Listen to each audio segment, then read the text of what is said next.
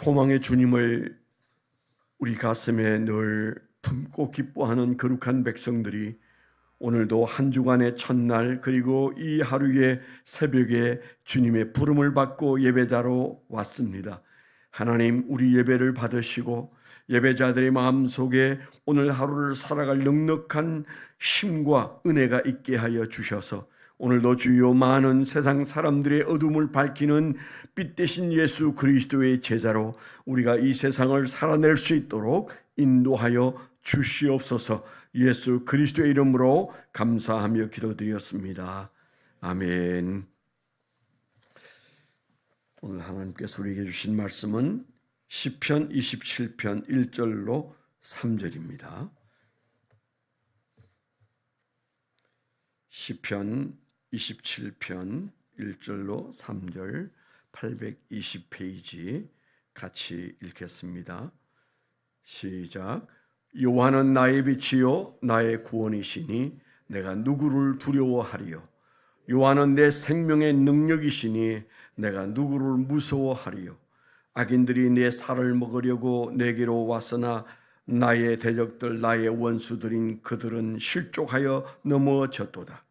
군대가 나를 대적하여 진칠지라도 내 마음이 두렵지 아니하며 전쟁에 일어나 나를 치려할지라도 나는 여전히 태연하리로다.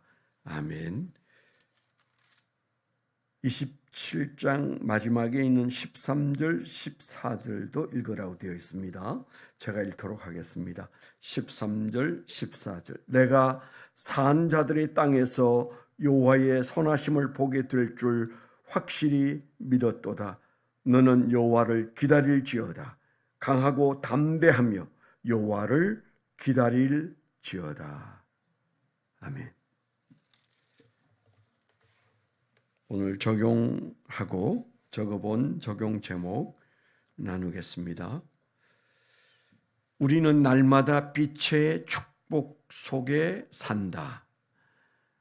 우리는 날마다 빛의 축복 속에 산다. 빛을 이기는 어두움은 없다. 빛 대신 하나님이면 충분하다. 오늘 그 빛이 어두움을 몰아내리라. 그렇게 적어봤습니다. 우리는 날마다 빛의 축복 속에 산다. 빛을 이기는 어두움은 없다. 빛 대신 하나님이면 충분하다. 오늘 그 빛이 어두움을 몰아내리라. 오늘 말씀의 그 1절에 하나님이 어떤 분인지에 대해서 세 가지를 말하고 있죠. 하나는 나의 빛이시다. 또 내 구원이시다. 세 번째는 여호와는 내 생명의 능력이시다. 엄청난 말씀이라고 생각이 되고요. 우리가 기억하는 다윗의 하나님을 향한 고백, 아마 제일 먼저 생각나는 게 여호와는 나의 목자시다. 여호와 로이. 오늘 여호와는 나의 빛이시다. 이 말은 여호와 로이와 아주 비슷한 말인데 여호와 오이입니다. 여호와 오이. 기도할 때 좀 많이 여러분들이 외치시면 좋으리라 생각됩니다. 여호와는 나의 빛이시요 여호와 오이. 여호와는 나의 빛이십니다. 우리가 그런 고백이죠. 다윗의 시를 읽어보면 하나님을 비유적으로 표현한 게 굉장히 많이 나와요.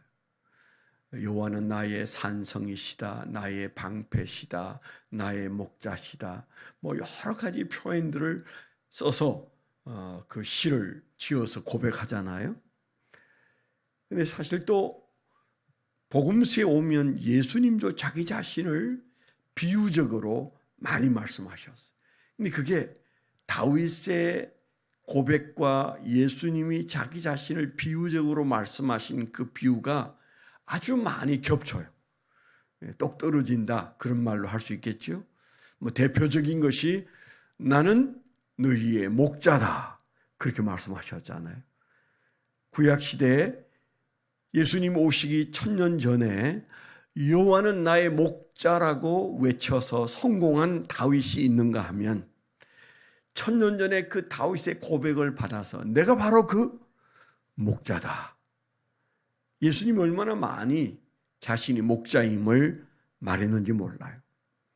그래서 그 예수님의 말씀과 다윗의 고백과 예수님의 말씀 가운데 있는 그 비유들이 같이 겹쳐지는 부분, 다윗이 고백하고 예수님이 스스로를 그렇게 증명하고, 그게 어떤 의미에서 짝이 맞잖아요. 하나님이 다윗의 고백을 그대로 사용하십니다. 그래서 우리의 메시아가 어떤 분인지 다윗이 고백적으로 말했는데 예수님은 그것을 받아서 내가 바로 그 메시아다, 그렇게 말씀하시면서 여러 비유들을 예수님께서 사용하셨죠. 그 중에 하나가 목자라고 한다면 또 다른 하나가 빛이란 말인데, 여호와 오이, 빛이란 말인데, 여호와는 나의 빛이시요, 그 말을 예수님이 받아서 요한복음 1장 시작하면서 태초에 말씀이 계시니라, 그렇게 해서 예수님이 로고스, 말씀이라는 표현을 쓰면서 바로 등장하는 것이 예수님이 빛이신데 사람들은 그 빛을 몰라 보기 때문에 불행하다, 그렇게 말씀하셨죠. 얼마나 엄청난 선언인지 몰라요. 그러니까 시편 27편에서 다윗이 고백한 그 고백이 예수님이 이 세상에 등장하면서 예수님이 어떤 분인지를 말하고 있는 아주 대단한 예수님에 대한 비유적인 표현이 예수님이 곧 빛이시다, 그렇게 표현하시고, 빛이 예수님인 것을 아는 자의 행복과 빛을 모르는 자의 불행을 얘기하고 있다는 측면에서 요한복음 1장은 아주 특별한 의미가 있습니다. 실제로도 우리가 이 빛이라는 의미, 제가 조금 전에도 우리는 날마다 빛의 축복 속에 살고 있다, 제가 그렇게 했잖아요. 아침에 일어났는데 어둠 속에서 불을 하나하나 켜면서, 그리고 제가 이 말씀을 묵상하면서 제 인생을 돌아보니까 빛이 없는 삶은 상상이 안 되더라고요. 빛이 없는 하루 상상이 안 돼요. 하루 종일을 어둠 속에서 산다고 생각해 보세요. 그런데 그 빛이 하나님이라는 사실을 우리가 얼마나 깊이 느끼고 감동하고 기뻐하고, 그리고 그 빛을 통한 행복을 느끼고, 이 빛이신 하나님이 나와 함께 계시는구나, 빛이면 어두움은 아무것도 아니구나, 그런 마음이 왜 우리 안에서 들어왔다 나갔다 그러는가 라는 그런 안타까운 마음이 제 마음속에도 일어났습니다. 사실은 너무너무 큰 건데 우리 마음속에서는 너무 작아져 버렸어요. 하나님이 빛이시라는 사실이 다윗에게는 너무너무 컸어요. 그래서 모든 두려움을 그 안에 다 가두어 버렸어. 이 시편 27편에 등장하는 가장 큰 고통은 뭐였습니까? 두려움이었어. 우리가 살아가는 인생에서도 무엇이 힘듭니까? 무엇이 우리를 힘들게 합니까? 정말 우리를 힘들게 하는 것은 우리 마음이고, 우리 마음에 조금씩 나타났다 사라졌다 하는 두려움이 사실은 우리의 삶을 좀먹고, 그리고 괜히 우리를 우울하게 하고 힘들게 해. 그건 지금부터 3000년 전에 살았던 다윗도 마찬가지였습니다. 특히나 전쟁터에서 적들과 대치하고 있는 그에게 있어서의 두려움은 일상이었을 것입니다. 하나님을 향한 믿음이 그의 두려움을 물리칠 때마다 그는 시를 써서 하나님께 고백했어. 두려움이 어떻게 물리쳐지는지를 누구보다도 잘 아는 사람이에요. 어떤 의미에서 두려움을 요리할 줄 아는 사람이었어요. 신앙이란 무엇인가? 얼마나 두려움을 잘 요리하는가? 그거 아니겠습니까? 두려움이 없는 사람이 있습니까? 우리가 두려움을 물리친 사람을 믿음의 사람이라고 한다면 엄마의 가슴에 있어서 엄마의 젖을 빠는 아이에게는 적어도 두려움이 없습니다. 그 얼굴에, 그 해맑은 얼굴에서 우리가 두려움을 볼 수가 없어요. 그 아이에게는 왜 두려움이 없습니까? 엄마의 품에서 느끼는 그 안전함이 그 마음속에 있는 두려움을 다 걷어냈기 때문입니다. 엄마의 젖을 빨고 있는 동안은 정말 두려움이 없는 아이. 그 아이가 엄마의 젖을 떼면서부터 세상이 가시밭길이고 죽을 때까지 두려움과 씨름하면서 사는 것 아니겠습니까? 그건 우리에게 뭘 의미합니까? 예수님, 하나님이 진정으로 우리의 두려움을 해결해 주는 엄마의 가슴이다. 그걸 우리에게 상기시켜 주잖아요. 믿음이란 그런 건데 우리는 엄마의 품을 떠났다가 엄마의 품으로 왔다가 하면서 우리는 좌충우돌 두려움과 더불어 살아가고 있습니다. 아마 그 끝에 다윗이 있었을 거예요. 그는 어쩔 수 없이 말을 몰아 적군 앞에 서야 되는 것이 일상이었을 때 그에게 두려움은 언제나 가까이 와서 그를 괴롭혔을 겁니다. 그래서 그는 누구보다도 하나님에 대한 고백을 많이 쏟아내는데 가장 상징적인 의미인 여호와는 나의 목자라는 말씀이나 여호와는 나의 빛이라는 말씀이나 구원이라는 말씀이나 생명의 능력이라는 오늘 1절의 세 가지 말씀 모두가 그의 경험에서 나오고 그의 신앙에서 나왔죠. 특별히 여호와는 나의 빛이란 말은 정말 경험적으로 그것을 가슴에 품고 있으면 다윗처럼 그 안에 생명력이 넘치고 활력이 넘칠 거예요.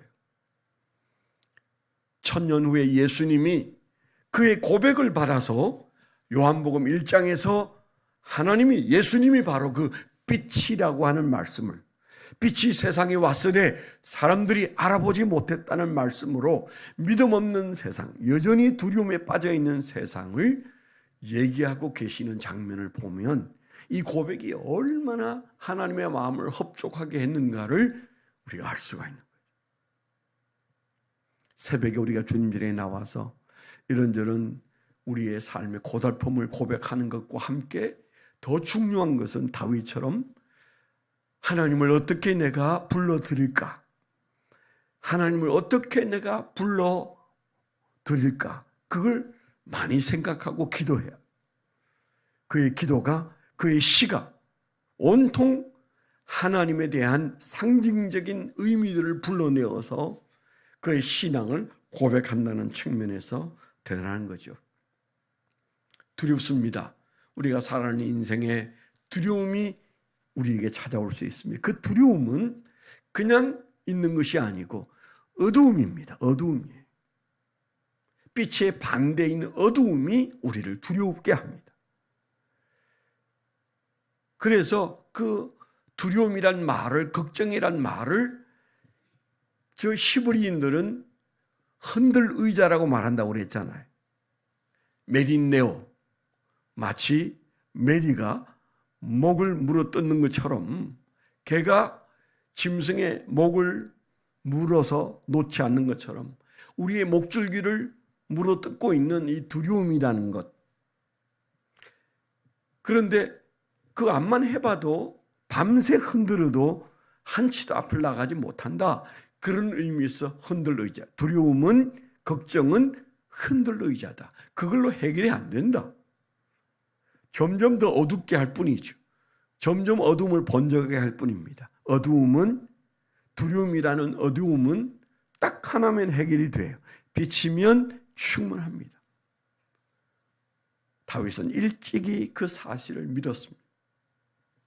전쟁터에도 믿었고 골방에서도 믿었고 자식이 모반에서 그를 죽이려고 할 때에도 바로 그 사실을 믿었어요.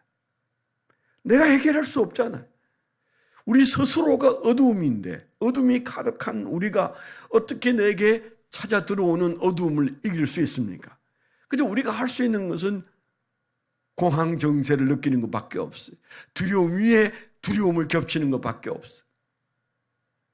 누구에게나 두려움은 그렇게 작용합니다. 두려운 마음이 두려움을 더 불러내.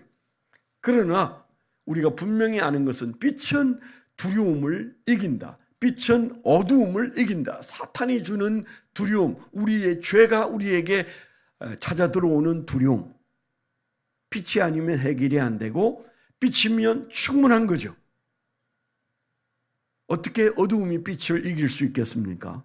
그런 측면에서 다윗은 하나님이 나의 빛이요 여호와오이 그렇게 말했습니다. 대단한 말이잖아요. 역시 신앙 좋은 사람은 하나님을 생각하는 자세가 틀리다. 그런 마음이 들지 않습니까? 어떻게 하나님을 그렇게 생각할까? 아니, 우리가 하루를 살면서 빛의 축복 속에 살면서도 그 빛에 대한 고마움을 잊고 사는 것처럼 그렇게 참 멍청하게 사는데 다윗은 빛의 가치를 알고 빛이 어디로부터 하며 어떻게 어두움을 물리칠 수 있는지를 알았기에 하나님을 향하여 고백하기를 여호와는 나의 빛이시라 그렇게 고백했겠어요. 마지막 13절 14절에서는 그가 그런 고백을 지나가서 사람들에게 권면합니다. 그렇게 하라고 말하고 그렇게 하자고 말합니다. 여호와를 빛이신 여호와를 기다리자고 말합니다. 그분을 바라보자고 말합니다. 빛 대신 주님이 우리의 삶의 어두움을 완전히 몰아낼 수 있도록 오늘 하루 우리 삶의 승리의 축복의 말씀이 바로 다윗의 고백임을 우리 마음속에 믿고 오늘 하루를 살 때 여호와는 나의 빛이시다가 동일한 감정과 믿음으로 고백되어지는 그런 새벽이 있으면 오늘 하루는 빛 가운데 당당하게 걸어가게 될 줄 믿습니다. 기도 제목 나누도록 하겠습니다. 첫째는요, 이제 어제 오후부터 고향에 내려가서 휴가를 가지시는 담임 목사님 부부 하나님께서 쉼을 주셔서 우리에게 다시 돌아올 때는 목회가 스트레스가 아니고 쉼으로 다가온 하나님의 은혜로 능히 감당할 수 있도록 여러분 위해서 기도해 주시면 감사하겠습니다. 나라가 어렵습니다. 독재 국가로 변해가고 있는 이 나라, 대한민국이 자유민주 국가로 회복되어야 합니다. 망해가고 있는 이 나라와 교회를 생각하면서 회복시켜 달라고 기도해 주시기를 바랍니다. 세 번째는 연약한 이들이 많습니다. 우리가 교회가 크지 않고 작기 때문에 누가 얼마나 아픈지를 잘 압니다. 여러분, 그 연약한 분들을 위해서 기도해야 치료가 일어나고, 교회는 치료가 일어나면 부흥하게 되어 있어요. 잘 치료하는 병원은 그냥 몰려들게 되어 있는 것처럼 치료받아야 할 사람들이 많은 세상입니다. 얼마 전에 제가 눈 치료 때문에 아산병원에를 오랜만에 갔었어요. 그 지하에 주차를 하고 지하 1층에 올라왔는데요. 돗대기 시장이었어요. 지하 1층은 백화점 하도 그 다음에 음식점이 있고 빵집이 있는데, 그리고 그게 이제 뭐 이런저런 필요한 물건들을 파는데 비껴갈 수가 없어요. 하필이면 그게 점심시간 가까운 시간이긴 했지만 환자이거나 환자 가족이겠지요. 왜 그렇게 사람이 많고 주차장에는 찾을 데가 없을까요? 병 잘 고치니까. 교회가 썰렁한 이유 중에 하나는 교회가 테라파워가 안 일어나니까. 환자는 많은데 교회가 텅텅 비어 있는 것은 교회가 교회 값을 못하는 겁니다. 새벽에 기도하시는 여러분들이 보배예요. 우리가 기도의 불을 끄지 않고 기도의 불을 지피면 테라파워의 역사가 교회 안에 일어났어. 연약함을 치료받은 이들이 간증하고, 그래서 놀라운 역사가 일어납니다. 춘천의 한마음 침례교회를 우리가 잘 알잖아요. 그 목사님도 우리 교회 부흥회도 오셨잖아요. 그게 많은 사람들이 몰려드는데 그중에 동성애자들이 많이 옵니다. 세상은 동성애는 치료 대상이 아니다. 그렇게 아예 선언을 해버려. 치료를 하려고 노력하는 게 아니고 우리에게 이걸 더 즐길 수 있도록 사회적 보장을 해다오. 이게 그 오늘날 동성애법이잖아요. 세상은 치료하려고 덤비지는 않습니다. 치료 대상인데. 유일하게 우리나라에는 그 교회, 한마음 교회 가면 동성애도 치료가 된다라는 간증이 방송에 계속 나오니까 거기에는 많은 동성애자들이 몰려와서 치료받으려고